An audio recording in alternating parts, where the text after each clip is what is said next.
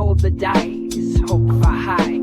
Turns in the dungeon, reaching sky. Hello friends, welcome back to another episode of GM Philosophy in the Morning. Today we're asking a pretty interesting question. Does your selfishness as a GM ruin D&D?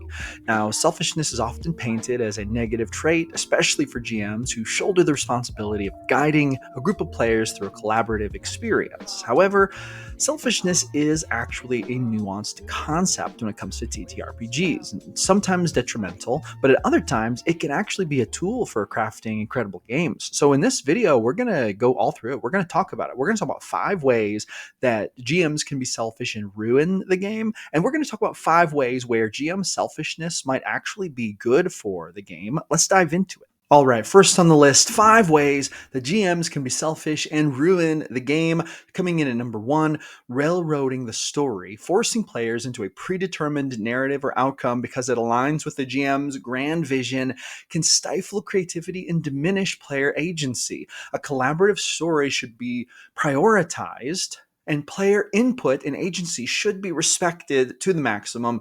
This is one way in which GM selfishness can totally ruin a game. Coming in at number 2, stealing the spotlight. When the GM's NPCs consistently overshadow the player's characters, it can make players feel like secondary characters in their own adventure.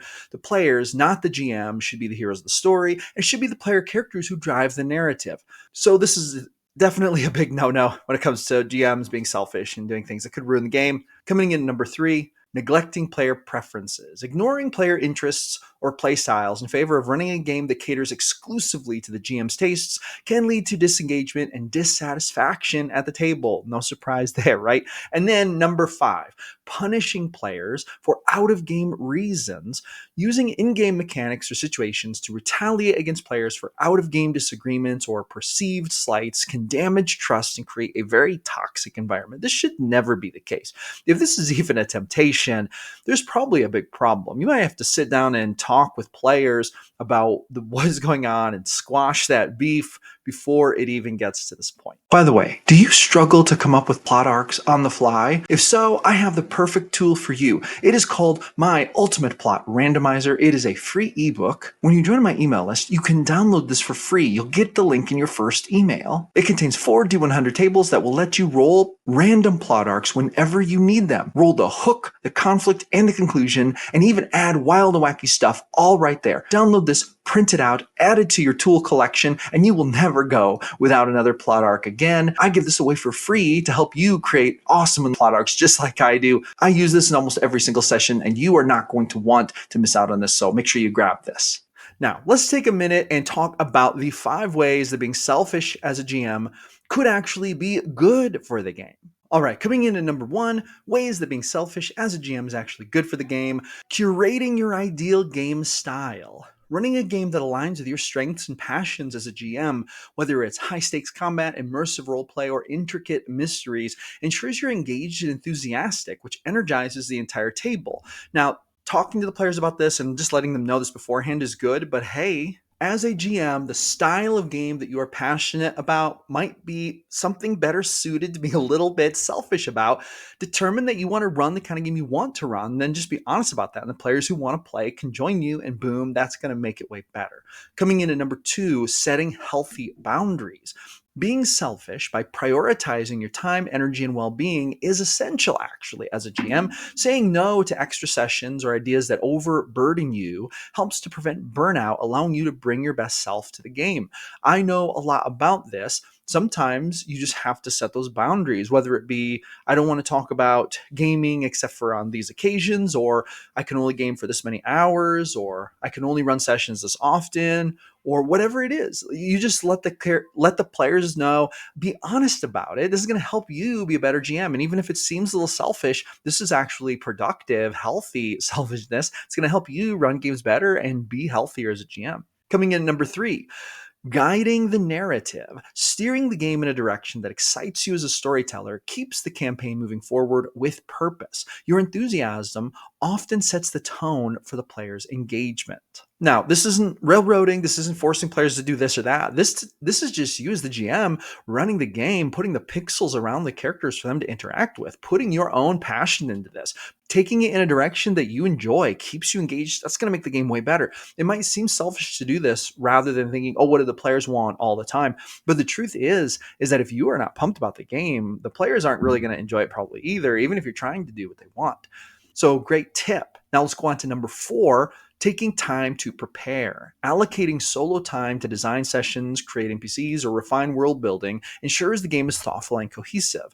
Your selfish time spent preparing translates into a better experience for everyone. And hey, sometimes you may have to put that phone on silent. You may have to turn off those messaging apps. If your players are, excited to talk about the game with you, but you're in prep time, you may need to distance yourself, set time aside for you to prepare. And hey, if that sounds selfish, whatever, this is going to make the game better. And it's just a part of it, drawing some natural, healthy boundaries. And then coming in at number 5, elevating the experience through passion.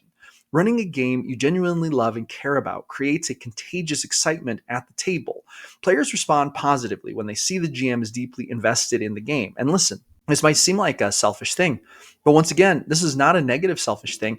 You should take every care possible to create the game that you want to run, that you're excited about running every single time, to where you just can't wait to get back to the game table. If you start making compromises on that passion, guess what? This game is going to start to drag for you. It's not going to be as good for your players, not going to be as fun for you. And this is going to be another step along the way toward the game possibly falling apart. So while this may seem kind of selfish, it's actually a really good idea and a good tip. I think it might also be important to point out that the GM's role in this is actually pretty important, because it's sort of like a leadership role, a community builder role. So the GM can make really the biggest difference at the table. And this video is also aimed to be a GM tips video. So this is partly why I'm addressing this specifically. I think that when it comes to an issue like, whether or not to be selfish and to what degree you should be selfish while being a GM, the answer to this is going to be different than it would be for a player in some ways. Not necessarily all across the board different, but there's an extra dimension of selflessness that is needed, I think, for a GM in some senses to be a good GM. But at the same time, there's also a greater capacity for burnout. So there's almost some categories where a higher level of selfishness, a higher threshold for it may be required to avoid GM burnout, which could derail the game.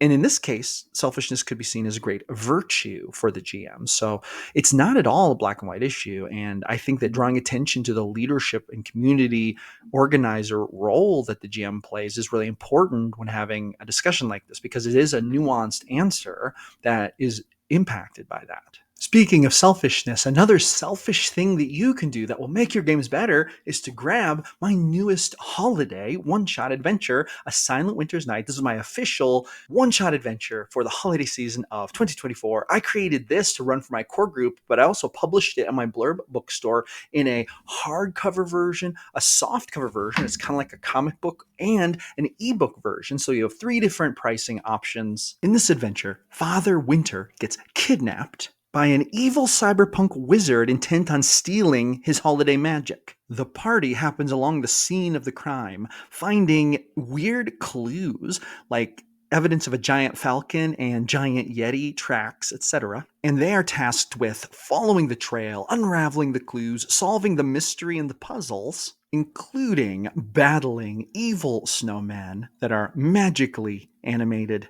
and teleporting to a strange cyberpunk world completely devoid of holiday magic in order to save Father Winter and keep the holiday cheer alive in their own world. This adventure can be plugged right into the game you're already running. It's system agnostic, so it can be run with any fantasy TTRPG system. And hey, while it might be technically selfish to buy this for yourself, you can run it for your players and they will love it. Put some holiday cheer in your campaign, and that is a great thing for your group. And because this is so open-ended and adaptable, you can actually stick it into any campaign. All you really need is a snow-covered mountain to get started, because that's where they find the sleigh, and that's where all the stuff happens. So, Shibayam. Link is in the description. Grab your copy today.